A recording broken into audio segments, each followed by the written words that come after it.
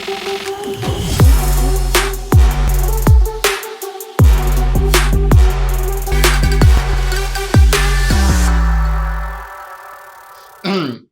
guys, what's good? What's happening? It's your boy Taki. Davido's younger brother. Davido's everything that pertains to Davido. This is him in person. I have with me in the studio. Paul was good. What's going on, my people? Hope you guys are living good. Hope you guys are casually living timeless. Ooh, timeless. And yes, only timelessly thank our fans. You guys have been amazing. We love you timelessly. I think everything will be timeless for us. But straight up today, we're going to have a conversation about the man of the moment. Talk about the man, talk about the person he has been in conversation since 12 midnight.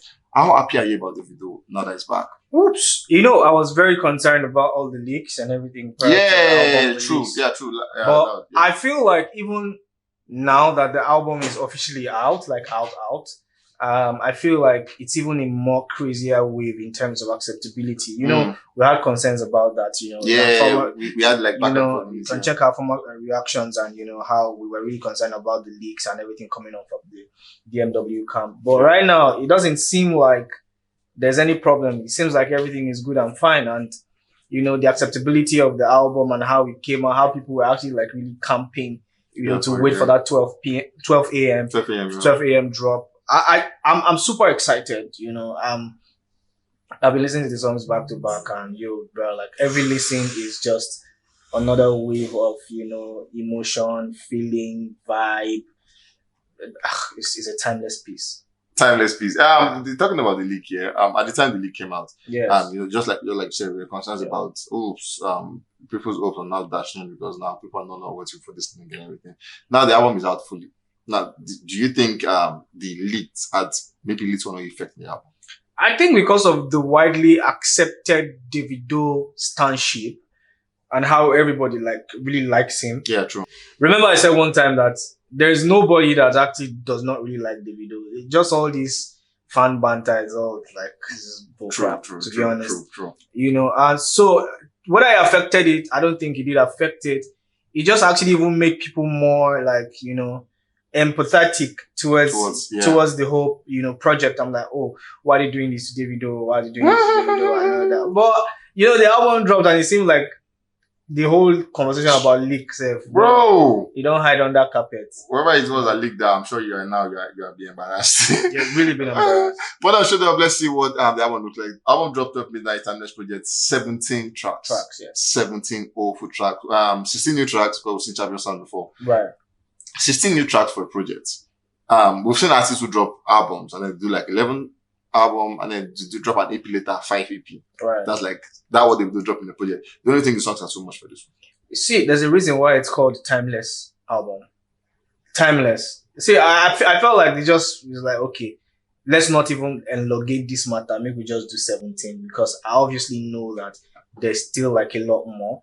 And remember, David said in his interview with Kiki and said that this project has been actually like done before. They had to like redo the album and everything. So definitely everything in this album, all the songs were well chosen, were well thought of. I mean, it was really, really, you could see that it came from an organic source. We could hear the Davido before, we could hear the Davido in his mid, we could hear the Davido in his full glory. If you watched our live reaction, that was the same thing the first said. It looked like you guys spoke. I know, I don't know. Obviously, the same thing you just said what they said. But good enough. So I mean, like, there's the strata of all the Davido eras in the whole album, like from the beginning to the middle to where he is and where he's going, you know. So for me, I feel like the album is just, I mean, I don't know, it's 17 whole tracks, you said. 17 is not enough because if you listen to that album, you want to hear more. You want to hear more. 18 track. So I'm actually sitting here just wondering how a 17 track album could have such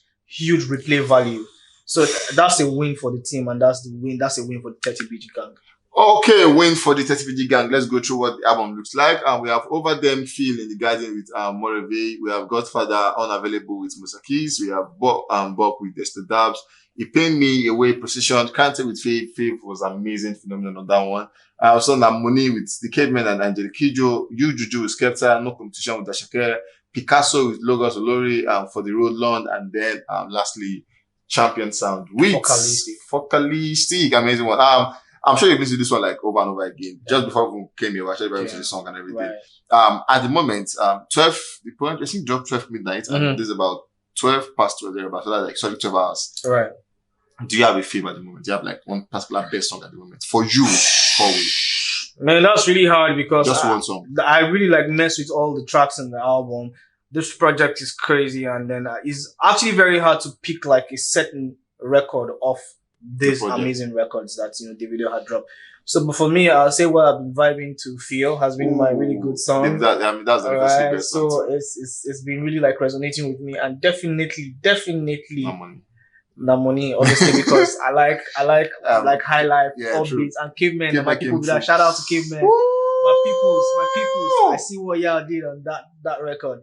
And then obviously, I really like For the Road, because there's so much vibe on that For the Road song. True. And so those are like three of my favorites right now. Okay, so Paul is three of his faves are I Feel, Namoni, and also For the Road. Davido came out to explain what he was going through at the time when he wrote LCND, Legend Can Never Die. He said after losing like a lot of persons, from his mom to his friends, best friends, to his bodyguards, to his son, it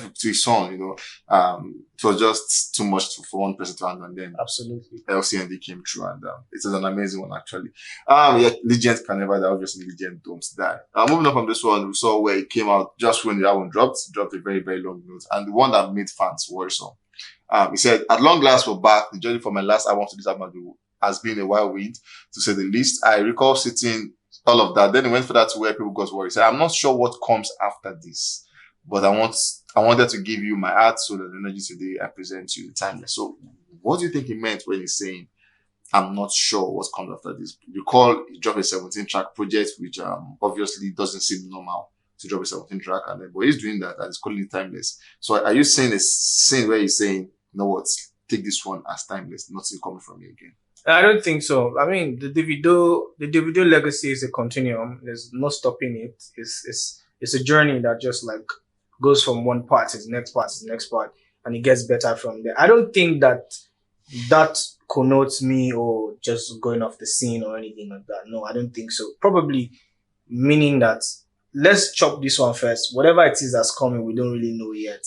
Let's exemplify it like that. You get me? So it's just like preparing us and just saying, you know what?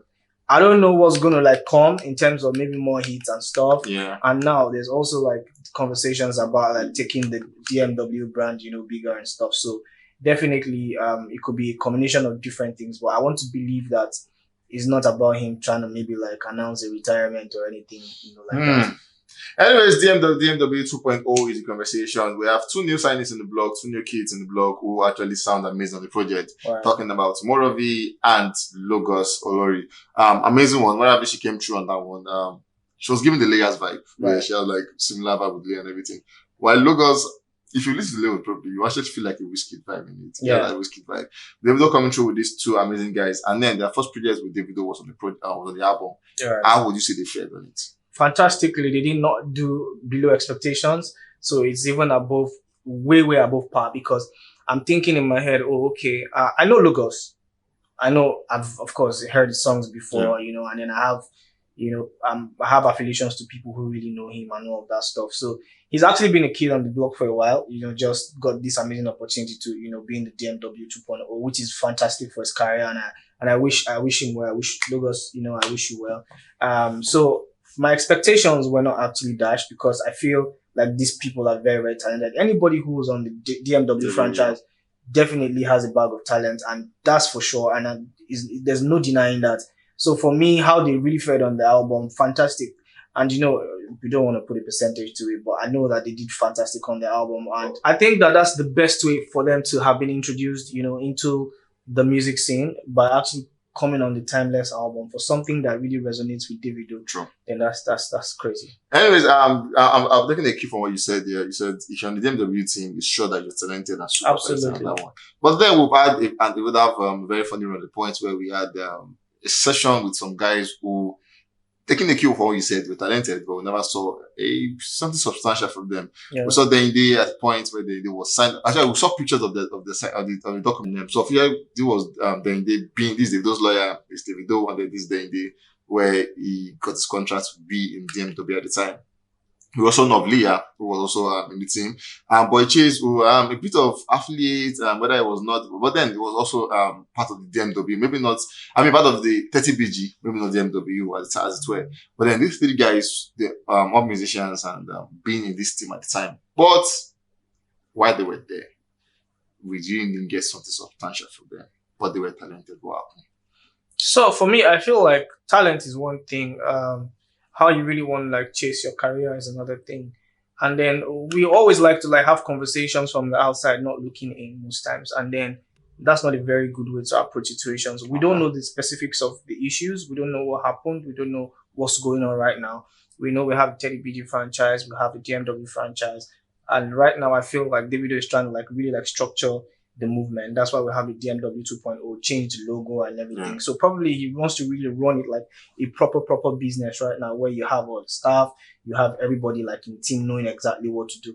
More like a Maven Records prototype, where everybody in Maven exactly knows what their job is, they know what their responsibilities are, and then you almost see like a Don Jazzy who's just basically just digesting, but he's the head. Can't say that in camera, but he's the HNIC if you get what I mean. So he's like he's in charge of the franchise. There's a face to the franchise, which is Don Jazzy.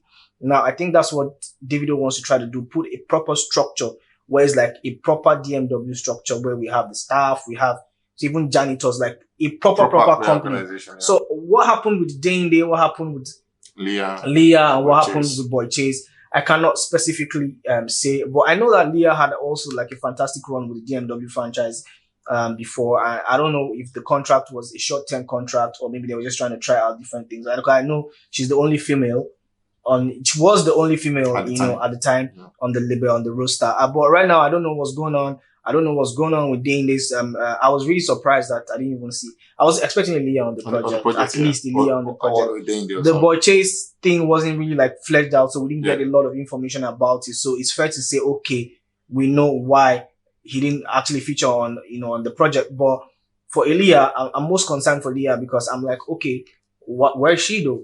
Like, where is she though? Because Liya is super talented. What's going on? Is there something with the contract? Is there something that's happening? Is there something personal that we don't know anything about? So, those are things that we're going to try to find clarity on. Definitely when we get news, we'll definitely get back to you guys on that. But I know that Davido would not want to leave his artists with a sour taste in their mouth. But you know what? You can never really please anybody. You can't. You can do the much that you can do, but you can't. You go feed by yourself. True. Beyond. So it depends on whatever it is that's going on. Depends on the artist and how they also want to push their careers. Are they doing the most for themselves? Nobody knows. Anyways, moving on, we saw where Davido came out with an official statement to actually inaugurate the DMW 2.0 franchise. In the second paragraph of this statement, he said the first wave of the talent to be signed at DMW, where Mayokun, Peruzzi, and Jemo have all become certified superstars today. They found their big break and label, and then it went all about. They've done songs like Aza, Mind, and J, and all of that.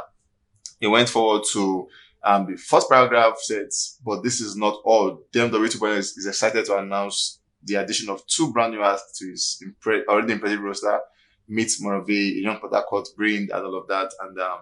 And then Logos Olori, a sensational Afrobeat vibe machine. Now, in all of this statement he made, no Liya, no Dehinde, no Boy Chase. So, it just tells us exactly what the situation is. They're not on the roster. Because if they're on the roster, definitely their names will be here. But then there's a twist to this. Now, he said, addition of two brand new acts to its already impressive roster. So let's say that again. Let's ask the question again. So ask. Okay.